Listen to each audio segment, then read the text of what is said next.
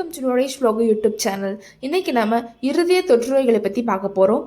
வாங்க வீடியோக்குள்ளே போகலாம். நம்ம இருதயத்தில் மொத்தம் 3 லேயர்ஸ் இருக்குது. Endocardium, myocardium, pericardium. எண்டோகார்டியமில் இன்ஃபெக்ஷன் வந்துச்சுன்னா இன்ஃபெக்டிவ் எண்டோகார்டைட்டிஸ் அப்படின்னு சொல்லுவோம். இதுவே மயோகார்டியத்தில் இன்ஃபெக்ஷன் வந்துச்சுன்னா மயோகார்டைட்டிஸ் அப்படின்னு சொல்லுவோம். இதுவே பெரிகார்டியத்தில் இன்ஃபெக்ஷன் வந்துச்சுன்னா பெரிகார்டைட்டிஸ் அப்படின்னு சொல்லுவோம். இரத்த குழாய்களில் இன்ஃபெக்ஷன் வந்துச்சுன்னா மயோட்டிக் அன்யூரிசம் அப்படின்னு சொல்லுவோம். ஏதாவது டிவைஸ் அதாவது கெத்திட்ரு மூலமாக இன்ஃபெக்ஷன் வந்துச்சுன்னா கெத்திட்டர் ரிலேட்டட் பிளட் ஸ்ட்ரீம் இன்ஃபெக்ஷன் அப்படின்னு சொல்லுவோம். இல்லை ஆட்டோ இம்யூனிட்டாக இருந்துச்சுன்னா நம்ம வந்து அக்யூட் ட்ரூமேட்டிக் ஃபீவர் அப்படின்னு சொல்லுவோம். இன்ஃபெக்டிவ் எண்டோகார்டைட்டிஸ் பற்றி பார்ப்போம். இன்ஃபெக்டிவ் எண்டோகார்டைட்டிஸ் பார்த்தீங்கன்னா எண்டோகார்டியத்தில் ஏற்படக்கூடிய ஒரு இன்ஃபெக்ஷன். பாக்டீரியல் எண்டோகார்டைட்டிஸ் பார்த்தீங்கன்னா நம்மளோட ஹார்ட் வால்ஸில் வந்து பாக்டீரியல் இன்ஃபெக்ஷன் ஏற்படும். இந்த இன்ஃபெக்ஷன் பார்த்தீங்கன்னா நம்ம ஆன்டிபயோட்டிக்ஸ் வரதுக்கு முன்னாடி அதிகமான மார்டாலிட்டி ரேட் இருந்துச்சு. உடம்புல நம்மளுக்கு வேற என்னென்ன தொந்தரவுகள் இருந்தால் இந்த எண்டோகார்டைட்டிஸ் நம்மளுக்கு வரலாம். அதாவது ருமேட்டிக் வால்வுலார் டிசீசஸ், இல்லாட்டி வந்து ரீப்ளேஸ்மெண்ட் ஆஃப் வால்வ்ஸ் நடந்திருந்தா, இல்லாட்டி ஏதாவது கன்ஜெனிட்டல் டிஸ்ஃபெக்ட்ஸ், அதாவது நம்ம பிறப்புல இருந்தே நம்மளுக்கு ஏதாவது ஒரு குறைபாடுகள் இருந்திருந்தா, அதாவது செப்டல் டிஃபெக்ட்ஸ், இல்லாட்டி பேட்டன் டக்டஸ் ஆர்ட்ரியோசிஸ், இல்லை கோஆக்டேஷன் ஆஃப் அயோட்டா, இந்த மாதிரி கண்டிஷன்ஸ் நம்மளுக்கு இருந்திருந்தா, இல்லாட்டி இன்ட்ராவீனஸ் ட்ரக் அப்யூஸ், அது மட்டும் இல்லாமல் டீஜெனரேட்டிவ் ஹார்ட் டிசீசஸ், இந்த மாதிரி கண்டிஷன்ஸ் நம்மளுக்கு முன்னாடியே இருந்திருந்தால் இந்த எண்டோகார்டைட்டிஸ் வரதுக்கான வாய்ப்புகள் அதிகம். 4 டைப்பாக பிரிப்பாங்க.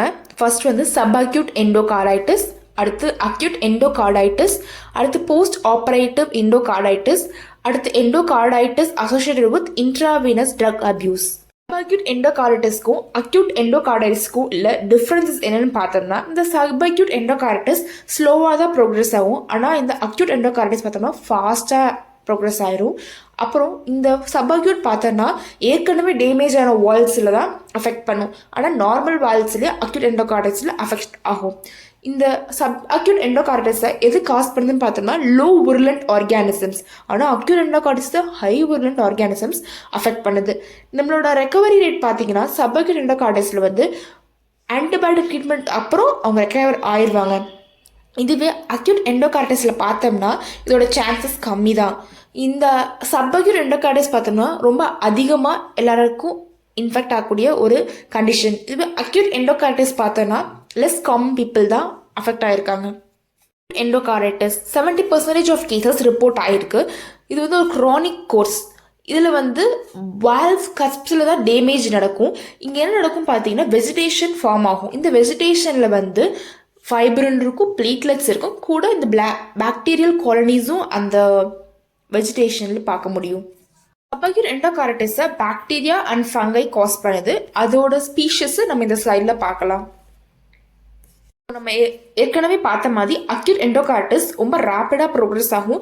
மோஸ்ட்டாக வந்து ட்ரைகாஸ்பிட் வால்வ் தான் அஃபெக்ட் ஆகும். இதை நம்ம ட்ரீட் பண்ணாமல் விட்டோம்னா நம்மளுக்கு இது ரொம்ப டேஞ்சரஸான ஒரு கண்டிஷன். இந்த என்னென்ன ஆர்கானிசம்ஸ் இதை காஸ் பண்ணுதுங்கிறத நம்மளால ஸ்லைடில் பார்க்க முடியுது. நேட்டிவ் வால் எண்டோகார்டைட்டிஸ் வந்து காஸ் பண்ணக்கூடிய ஆர்கானிசம்ஸ் நம்மளால இந்த ஸ்லைடில் பார்க்க முடியுது. போஸ்ட் ஆப்ரேட்டிவ் எண்டோகார்டைட்டிஸ், அதாவது ஒரு ஆப்ரேஷனுக்கு அப்புறம் நம்மளுக்கு எண்டோகார்டைட்டிஸ் வருது. இந்த ஒரு கார்டியாக் சர்ஜரிக்கு அப்புறம் இந்த எண்டோகார்டைட்டிஸ் நம்மளுக்கு வரும். அது காஸ் பண்ணக்கூடிய ஆர்கானிசம்ஸ் நம்மளால இந்த ஸ்லைடில் பார்க்க முடியும். Endocarditis associated with IV drug abuses. இது வந்து ரொம்ப ஹை ரிஸ்கான எண்டோகார்டைட்டிஸ். இது வந்து ட்ரைகாஸ்பிட் வால்வு தான் மோஸ்ட்டாக அஃபெக்ட் பண்ணுது. ஸ்கின் தான் வந்து காமனஸ்ட் சோர்ஸ் ஆஃப் இன்ஃபெக்ஷன். இது என்னென்ன ஆர்கானிசம்ஸ் காஸ் பண்ணுங்கிறது நம்மளால இந்த ஸ்லைடில் பார்க்க முடியுது. ஸ்டஃபைலோகாக்கஸ் ஆரியஸ் தான் மோஸ்ட் காமன் ஆர்கானிசம்.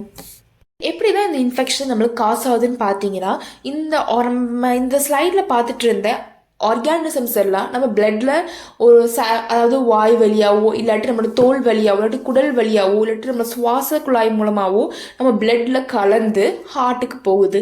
அங்கே என்ன நடக்குதுன்னு பார்த்தீங்கன்னா எண்டோதீலியல் இன்ஜுரி நடந்து அதுக்கப்புறம் வெஜிடேஷன்ஸ் ஃபார்ம் ஆகுது. இந்த வெஜிடேஷன்ஸில் பார்த்தோன்னா பிளேட்லெட்ஸ், ஃபைப்ரின், இன்ஃப்ளமேட்டரிஸ் எல்லாம் டெபாசிட் ஆகுது.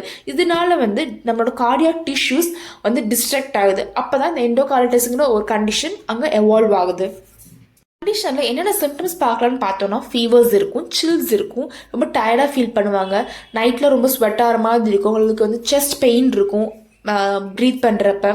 ஸோ எப்படி வந்து டயக்னோஸ் பண்ணுவாங்கன்னு பார்த்தீங்கன்னா மாடிஃபை டியூப் கிரைட்டீரியா அப்படிங்கிற ஒரு க்ரைட்டீரியா வச்சுருக்காங்க. இதில் மேஜர் க்ரைட்டீரியா மைனர் க்ரைட்டீரியா அப்படின்னு 2 இருக்குது. மேஜர் க்ரைட்டீரியா பார்த்தீங்கன்னா பிளட் கல்ச்சரில் நம்ம மேலே பார்த்த ஆர்கானிசம்ஸ் எல்லாம் இருக்குதா அப்படின்னு பார்ப்பாங்க. இல்லாட்டி வந்து இசிஜி எடுத்து கன்ஃபார்ம் பண்ணுவாங்க.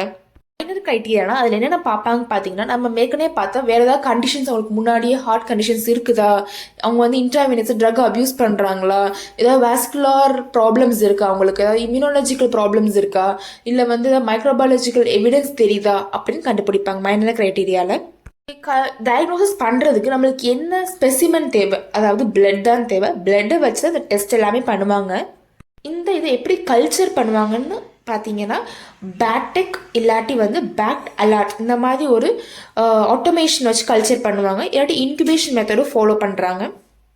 இது போக இந்த ஸ்லைடில் பார்க்கக்கூடிய கல்ச்சர் மெத்தட்ஸும் ஃபாலோ பண்ணி இந்த டிசீஸை டயக்னோஸ் பண்ணுறாங்க.